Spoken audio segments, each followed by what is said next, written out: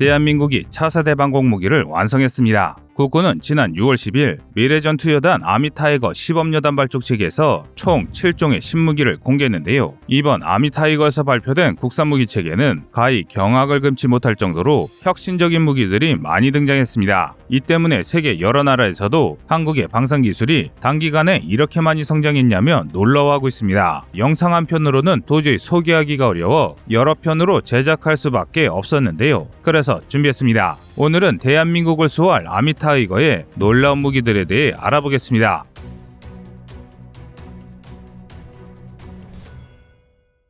먼저 소개해드릴 무기는 우리 대한민국의 하늘을 지킬 국군의 새로운 방공무기 천호 30mm 자주대공포입니다. 천호 자주대공포는 적의 드론이나 공격 헬기, 저공비행하는 고정익기를 상대하는 우리 군의 최일선 야전 방공무기가 될 예정인데요. 2031년까지 총 260대가 생산되어 우리 군이 40년 이상 사용하던 구형 발칸을 완전히 대체할 계획입니다. 이에 따라 우리 군의 야전 방공 능력이 비약적으로 향상됩니다. 기동성, 정확성, 화력 등 모든 분야에서 한 차원 이상 발전된 전투력을 보유하게 되는데요. 그런데 도대체 성능이 어떻길래 이렇게 우리 군이 대대적으로 선전하는 것일까요? 사실 M61 발칸포는 미군이 1959년부터 실전 배치한 20mm 게틀링식 기관포입니다. 달리 말해 현대전장에서는 부족한 점이 많을 수밖에 없는 구식무기란 것입니다. 발칸의 개량형인 M61A2는 분당 6600발이라는 어마무시한 발사 능력을 자랑합니다. 하지만 M61을 비롯한 대부분의 발칸포는 발사 시 외부 동력이 필요하다는 단점이 있는데요. 보통 포신을 돌리는 것에는 유압을 사용하고 탄을 격발시키는 데에는 전기를 많이 사용합니다. 즉 전기가 공급되지 않으면 무용지물의 무거운 총이란 것이죠. 이 때문에 발칸의 효용성에 대한 비판이 제기되는데요. 그래서 한국은 아무리 빠른 항공기라도 단방에 격추시킬 수 있는 자주대공포를 개발한 것입니다. 그것이 바로 천호 자주대공포입니다.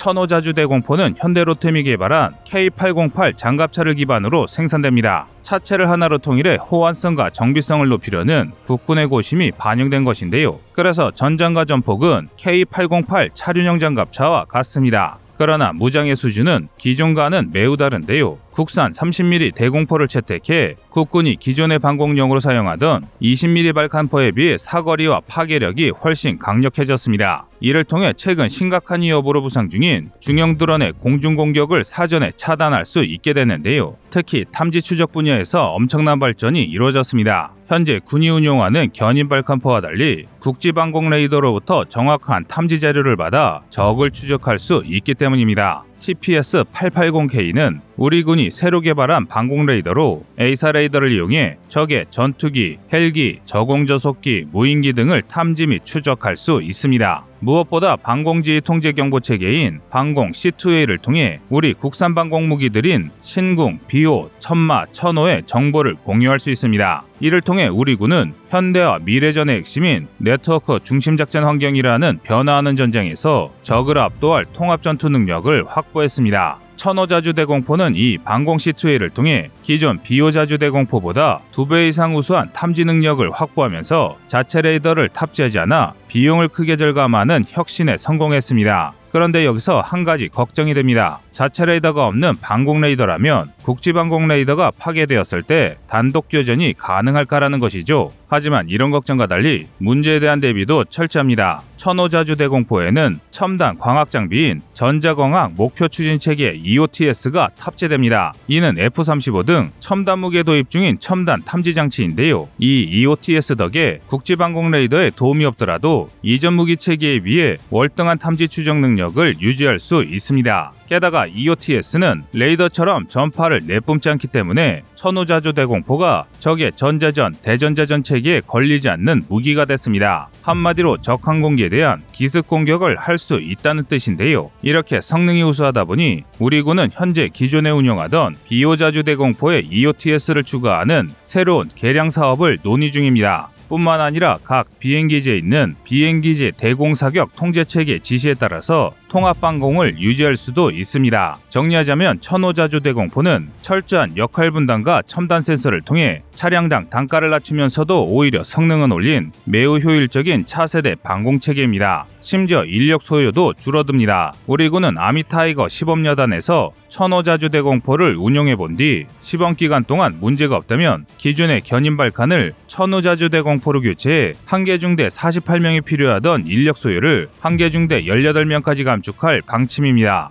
2020년 1월 25일 제125차 방추에서 2021년부터 2031년까지 총 2조 2천억 원을 들여 260대를 전력하기로 결정해 지금 양산이 한창 중입니다. 하지만 이렇게 우수한 방공망이 있어도 적을 탐지할 수 없다면 아무런 소용이 없습니다. 그 이유는 바로 포병 전력 때문인데요. 지금 한창 격전이 벌어지고 있는 우크라이나 전쟁에서 가장 위력적인 무기는 수십 년 전에 배치된 재래식 자주포입니다. 한 발 한 발이 치명적인 강력한 포탄을 1시간에도 수십 발씩 쏟아낼 수 있는 자주포가 사실상 전장을 지배한다고 해도 과언이 아닌데요. 이 때문에 그동안 재래식 무기라며 등한시됐던 포병 전력이 다시 재조명되고 있습니다. 그래서 많은 이들이 아무리 방공무기가 뛰어난들 적포병을 제압할 수 없다면 아무 의미가 없다고 말합니다. 이는 상당히 합리적인 비판이고 또 맞는 말입니다. 무려 2만 문에 달하는 각종 하포로 무장한 북한군을 상대해야 하는 우리 군에게는 북한 포병을 제압할 대화력전 체계는 반드시 갖춰야 할 핵심 전력입니다. 하지만 얼마 전까지 우리 군의 대화력 체계에는 심각한 문제가 있었습니다. 바로 대포병 레이더가 부실했기 때문인데요. 대포병 레이더는 적이 발사한 포탄의 발사 궤적을 추적해 발사 원점을 추적하는 레이더로 자주포가 주력 장비가 된 현대 대화력전에서는 반드시 필요한 장비입니다. 이 대포병 레이더가 제대로 갖춰진 포병과 그렇지 않은 포병의 격차는 하늘과 땅 차이만큼 정말 엄청난데요. 일례로 지금 전쟁을 벌이고 있는 우크라이나와 러시아는 제대로 된 대포병 레이더를 확보하지 못해 소형 드론을 이용해 적포병을 일일이 찾아 교전을 벌여야 합니다. 이에 반해 대포병 레이더를 갖춘 우리 군은 적이 우리를 향해 사격하는 즉시 발사 원점을 추적해 순식간에 적을 섬멸할 수 있습니다. 그러나 이는 어디까지나 이론상의 이야기입니다. 항시 대기하고 있는 포병 전력과 항시 동작하는 대포병 레이더가 없다면 아무리 강력한 포병이라도 빛 좋은 개살구에 불과합니다. 우리 군이 그랬습니다. 과거 우리 군은 탐지거리 24km인 ANTPQ-36과 탐지거리 50km인 ANTPQ-37을 주력으로 운영했는데요. 이 레이더는 탐지거리도 짧은 데다가 툭하면 발열로 인해 정비를 해야 하는 고물이었습니다. 그런데 탐지 장비보다 타격 체계를 우선하던 군의 풍토로 인해 제대로 보수되지도 않았습니다. 결국 2011년 연평도 포격전에서 사달이 나고 말았는데요. 당시 레이더 가동 시간 제한으로 북한의 기습이 일어나는 시간에 레이더가 멈춰있던 것입니다. 이로 인해 적에 대한 대응이 늦어져 우리 군의 보복 대응이 제대로 이루어지지 못했습니다. 다행히 북한이 공격을 멈춰 피해가 커지진 않았지만 만약 북한의 도발이 전면 공격이었다면 엄청난 피해가 발생할 수 있는 아찔한 사건이었습니다. 이에 놀란 우리 군은 스웨덴이 만든 최신 대포병 레이더 아서K를 추가 도입해 이 문제를 해결하려 했습니다. 그러나 이 역시 문제가 발생했습니다. 아무리 좋은 레이더라도 결국 외산이다 보니 장고장이 일어났을 때 대처하기 어려워 가동률이 크게 떨어진 것입니다. 이 때문에 돈 낭비 논란이 일어나기도 했는데요. 결국 참다 못한 우리 군은 2011년부터 국산 대포병 레이더의 개발에 돌입했고 마침내 2022년 6월 10일 아미타이거 명명식에서 그 성과물이 일반 국민들에게 공개됐습니다. 바로 국산 대포병 레이더 TPQ-74K 천경2입니다. 천경2는 국산 면배열 레이서 레이더를 채택한 차세대 대포병 레이더로 핵심 체계를 모두 국산화한 순수 국산 레이더입니다. 기존 TPQ-37의 최대 탐지거리인 50km보다 훨씬 우수한 최대 탐지거리 70km를 달성했으며 작전 지속 능력 역시 기존에 보유하던 아서K보다 30-40%가량 늘었습니다. 지난 2018년 9월 3일 제작사인 LIG 넥스원과 방위사업청의 양산 계약이 발표됐으며 2022년 안으로 모든 생산분의 양산을 마칠 예정인데요.